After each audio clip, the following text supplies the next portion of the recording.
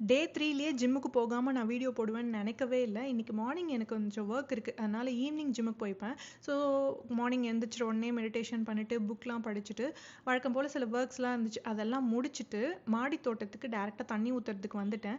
இதான் எங்க வீட்டோட மாடி தோட்டம். இங்க நெறைய காய்கறி, செடி எல்லாமே இருக்கு. உங்களுக்கு ஏதாச்சும் டவுட்ஸ் இருக்கு மாடி தோட்டத்த பத்தி அப்படின்னா, டிப்ஸ், ட்ரிக்ஸ் இந்த மாதிரி ஏதாவது தெரிஞ்சுக்கணும்னா கமெண்ட் செக்ஷன்ல தயவு செஞ்சு எதுவுமே கேட்டுறாதீங்க. ஏன்னா எனக்கு இத பத்தி ஒண்ணுமே தெரியாது. 0 நாலேட்ஜ். வெறும் தண்ணி ஊத்துற அப்ரசன்டிவ் வேலை மட்டும் தான் இன்னைக்கு.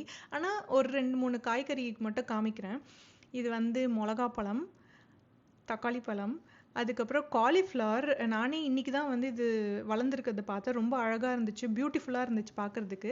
அதுக்கப்புறம் அங்கேயே கொஞ்ச நேரம் புக் படிச்சேன். ஏன்னா இந்த புக் முடிக்க போறேன்னா, அதனால இன்னும் கொஞ்ச நேரம் படிக்கலாம் அப்படின்னு சொல்லிட்டு புக் படிச்சுட்டு, அதுக்கப்புறம் மார்னிங் படிச்ச கோட் ஒண்ணு ஞாபகம் வந்தது. நான் சொல்றேன், நீங்க கேளுங்க.